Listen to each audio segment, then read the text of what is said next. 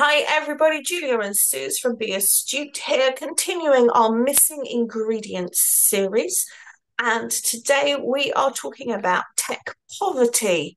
Why is this a powerful excuse for providers not to continue with their digital transformation, Suze? I do, I do understand, right? I understand. People have got budget constraints. People have got contract constraints. People haven't had a pay rise for a very long time in a lot of ways in the sector, right? Everyone's gone through austerity and cost of living crisis and all of those inflationary busting measures and all of the rest of it over the last few years.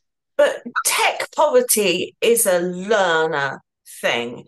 So It's the reason why we give for not really introducing technology into the classroom or pushing learners to work it's, digitally is because we are concerned, validly in a lot of cases, that learners do not have access to the technology that we want them to have access to, which is a really good, and I am going to continue to use the word excuse yes, for providers to keep doing it things in a much more traditional way and this is the because point. we need to include the learners. But this is the point I'm making. I mean, I know it was a bit of a long introduction, but this is the point I'm making. A lot of times, people will say that the IT infrastructure that we would have to have to enable our learners to access good learning using digital content is too cost intensive for the business. What Um, absolute cobblers. we hear all the time, right? So they have people writing paper workbooks in a classroom, right? Not doing digital content and everything is accessible online now. Not doing whether, I mean, and for me, it's really, really important, right? Because digital poverty is one of the major barriers to people fully participating in our society in 2024, right? If you've got digital poverty, which means you don't have access to data on a regular basis, you don't have access to like a smartphone or a tablet or a laptop on a regular basis, where you can access what 50% of our world is now, which is around what things go on the interwebs, then you are living in digital poverty. If you don't have the skills to be able to access the knowledge about how to set up an email, the knowledge about how to even apply for a job online and stuff like that, you are being set up to fail in the 21st century. Actually, providers have a duty, particularly employability providers or those providers who work with unemployed people.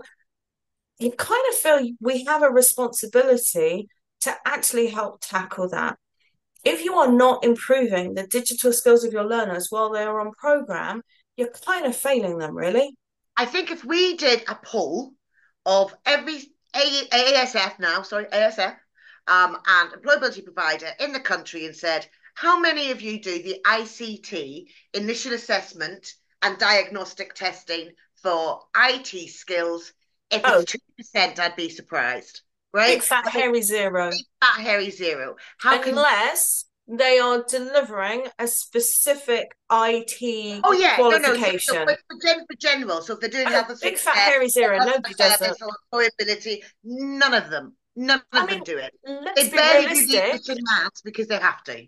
But let's be realistic, for a lot of providers, they're already struggling to do the English and maths functional skills Yeah, initial assessment in a timely way. They struggle to get that done for an assortment of reasons. Um, and that's a contractual requirement. yep. So, why would you set yourself up to do more bureaucracy and add more cost into things? Because it is a bureaucracy and a cost for something that you're not required to do and you're not being paid to do. So I can understand why a lot of providers don't do that. And I would also question how much further forward it would actually get you. But the thing is this: how do you know what barriers has somebody has got to accessing the digital landscape? Because we know the digital poverty is a real thing, but we also know that people that live in digital poverty, even if they've been on an IT course back in the day, number one, things have changed completely over the years, and number two, your muscle memory for learned skills from a long time ago, if they're not practiced and practiced well, tend to dissipate. But an awful lot of people's access to benefits is now completely online. There's so much stuff, particularly in interacting with government, which we all sadly have to do, is now 100% online, particularly for working age people. It's actually quite difficult not to have some level of digital skill. And it's interesting when you talk to learners, which we do when we're working with providers, around particularly with those providers who are still paper-based in the classroom, and you talk to them about, well, what do you think about doing things online? And they're going, well, I already have to do it for this and this and this. I'm actually surprised how paper-based this process is, because digital poverty is a cost thing for a lot of people. It's not about their skill set. They would actually like to learn more. They would like to do more in this particular way. They see the benefits of it. A lot of it is down to our expectation as a provider as to what our learners are capable of. And across all businesses, not just providers, when we make assumptions, we make really stupid decisions. Yeah. And that goes for absolutely everything in life. When we make an assumption, it's a really bad decision. And digital poverty is a state of mind. As a provider, you're more than capable of changing how you're delivering things so that you can deliver things more digitally.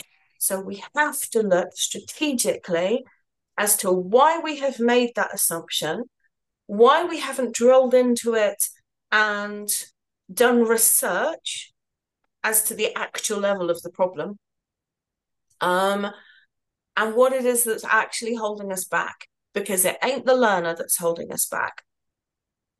No, no. I mean, generally speaking, obviously, some people have very complex barriers when they present for learning the skills that are that are difficult to work with. But generally speaking, raising the expectation of the learner around what they can get tends to always work really, really well. Because Yeah. surprise, surprise, grown-ups being challenged to learn and improve their skills tends to be a good thing around what their mindset looks like and how they can do better. But be prepared for, if you're setting homework for a learner, it's got to be digitally produced. Where's that? I mean, going to sound old school here. Where's the dongle? Where's the dongle you're giving that learner so they can make sure that they can submit their learning? I mean, there is a cost attached to it for business. There is, but it's not a bad cost. And for things like Ofsted, if I can say that word, it's a really good thing, challenging people's ability to really. But it's the same as like how you embed English and maths, isn't it?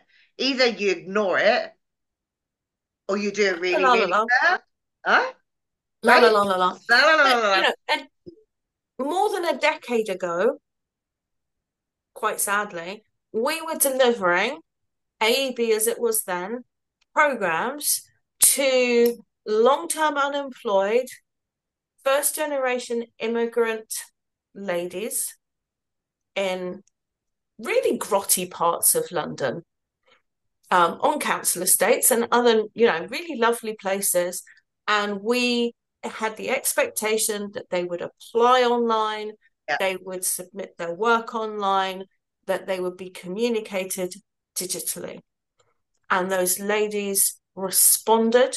Yes, we had the ability to provide them with laptops if they needed it to borrow within the classroom. And yes, there was a lot of photographing written work. I'm going to write it out by hand, but then we're going to take a photo. Brilliant. So you have that thing of needing to work flexibly in order to get the work in, but we made it work. And that was Yeah. a decade ago. And things have only got easier since then. So partly it's about your choice of venue. It's how you're asking people to work. So, we've got free Wi-Fi. Great. Feel free to do your work on hand. But now you're going to take photos and you're still going to upload it. Yeah. So you're going to turn up early, use our Wi-Fi, and you're still going to work in this way. We're going to push you to work in this way because it's good for you.